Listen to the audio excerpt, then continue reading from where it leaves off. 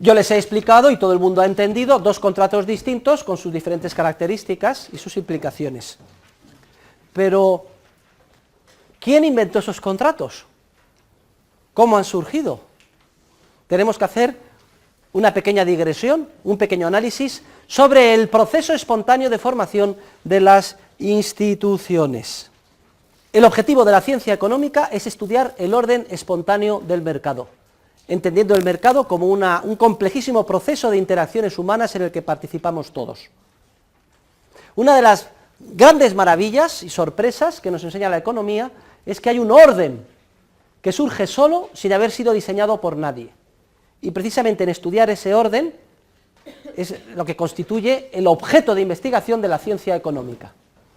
Sin que haya un ministerio, un gobernante o un ingeniero social que dicte lo que hay que hacer, solamente por la interacción de seres humanos, hombres y mujeres, como ustedes y como yo, y en función de nuestra naturaleza, surgen unas regularidades de manera espontánea que dan lugar a las instituciones y al mercado, que constituyen el objeto de análisis y de investigación por parte del economista.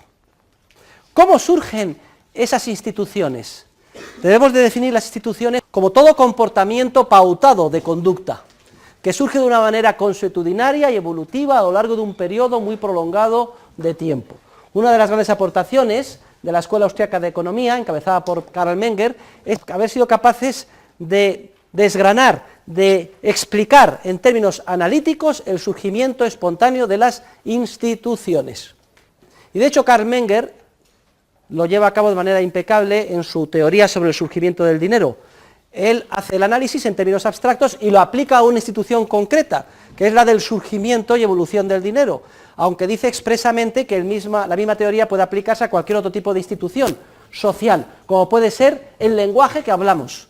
El idioma que hablamos, el español, el inglés o el francés, no lo ha descubierto ni lo ha creado nadie, es el resultado de un proceso espontáneo y evolutivo.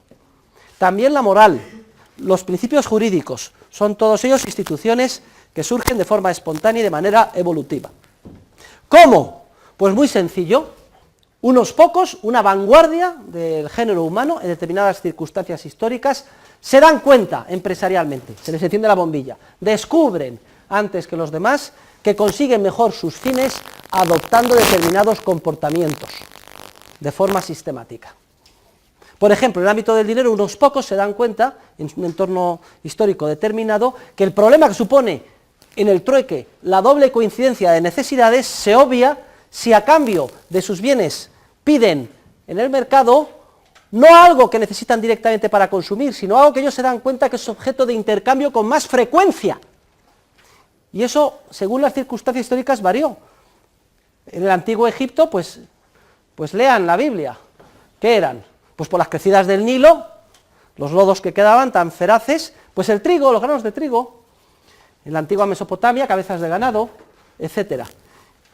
Y entonces, un determinado bien se empieza a demandar no para consumo directo, sino como medio de intercambio, pensando en cambiarlo el día de mañana por lo que de verdad uno necesita. Porque como ese bien cambia muy frecuentemente de manos, es más fácil encontrar a alguien que a cambio de trigo quiera lo que yo quiero. Si tiene éxito este comportamiento, a través de un proceso de imitación, una segunda vanguardia, tercera, cuarta oleada de seres humanos empiezan a copiar el comportamiento exitoso de los primeros, y entonces esto hace que ese bien cada vez adquiera una demanda mayor como medio de intercambio, o ese comportamiento pautado cada vez sea de uso más general. Pues bien, cuando el comportamiento pautado se convierte en algo generalmente, un comportamiento generalmente cumplido por los seres humanos de determinada sociedad o cultura, surge la institución. Y me da lo mismo que sea el dinero que sea el lenguaje. Nadie descubrió el castellano. Los estudios lingüísticos demuestran pues, que empezó a hablarse de manera algo parecida como lo hablamos hoy, pero muy arcaica, y como corrupción del latín, se dice que en las montañas de Burgos. Pero no aparece el castellano por arte de magia de golpe, sino que es una generación y otra, y cada uno aportando su granito de arena de su peculiaridad, proponiendo palabras que se van depurando hasta que se hacen de uso general. Incluso hoy mismo el castellano sigue evolucionando. Y si pudiéramos meternos en una máquina del tiempo dentro de 300 años y comparar a cómo se habla hoy, veríamos cambios significativos, aunque posiblemente entendiéramos casi todo lo que se habla. Y lo mismo pasa con el derecho, con la moral. La gran paradoja y enseñanza de la economía es que las instituciones más importantes para la vida del ser humano, instituciones jurídicas, morales, lingüísticas, porque si no, no podríamos entendernos, económicas como el dinero, etcétera, incorporan tan gran volumen de información, conocimientos y experiencias, de hecho, han aportado conocimientos y experiencias de primera mano, miles y miles de seres humanos a lo largo de generaciones y generaciones y de periodos prolongadísimos de la historia, incorporan tan gran volumen de información que supera con mucho la capacidad de comprensión y de análisis de un solo ser humano o de un grupo de seres humanos, por sabios que estos sean. O expresado de otra manera, aunque nos produzca vértigo, las instituciones más importantes para nuestra vida y para la civilización no han podido ser diseñadas deliberadamente por el ser humano, porque carece de la capacidad mental necesaria para ello.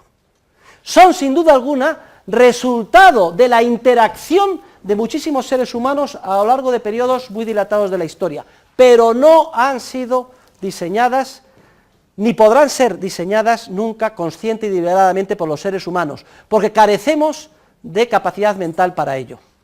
Es más, si nos empeñamos en mejorar desde arriba las instituciones, destruimos la civilización. Ese es otro de los mensajes del curso. Lo veremos cuando estudiemos el teorema de la imposibilidad del socialismo. Y el economista es aquel que estudia científicamente ese proceso evolutivo y espontáneo en el que surgen y se plasman las instituciones sociales. Entre todas las instituciones he mencionado las más trascendentales, el dinero, que es la institución social por excelencia, de la que dependen o van detrás las demás, porque el dinero permite la multiplicación exponencial, casi sin límite de los intercambios, y es en los intercambios donde el ser humano tiene que hablar con el otro para entenderse y cerrar, y por tanto lo que antes eran múltiples dialectos a nivel de valles, confluyen en un lenguaje. Porque bajamos a las ferias y para intercambiar la leche que me sobra o la vaca, etcétera, tengo que hablar con el otro, entonces el dialecto va depurándose hacia el castellano. Y si hay múltiples intercambios, pues tengo que cerrarlos en un trato y un apretón de manos, y entonces surge el derecho, los principios jurídicos con sus implicaciones, y la moral, las normas de cortesía, etcétera. Luego van surgiendo esas instituciones a lo largo de ese proceso evolutivo. El estudio de ese proceso y de las instituciones es el objeto de investigación de la economía. La gran maravilla de un curso de economía es descubrir que esos órdenes espontáneos no son deliberadamente ni pueden ser deliberadamente construidos por el ser humano. Si nos empeñamos en construirlos y mejorarlos, los destruimos. Y además que conllevan un volumen de información que supera con mucho a la capacidad mental de cualquier ser humano, por sabio y bueno que sea, o grupo de seres humanos. El pecado fatal del ser humano es un pecado de orgullo intelectual, de arrogancia, de pensar o de creerse que es Dios y que puede mejorar la sociedad a su antojo, utilizando el poder coactivo del Estado. Veremos que cuando se pretende este objetivo se destruye la sociedad, se crean conflictos, genocidios, sufrimientos sin límite. Es el teorema de la imposibilidad del socialismo que veremos en su momento. Y ahora ya nos debe de ser fácil entender cómo se han ido depurando los principios generales del derecho, que en el ámbito concreto del contrato de préstamo y de depósito hemos analizado. Es muy fácil para mí analizarlo porque ya están ahí, pero han surgido y se han depurado a lo largo de un proceso evolutivo idéntico al que acabo de explicar.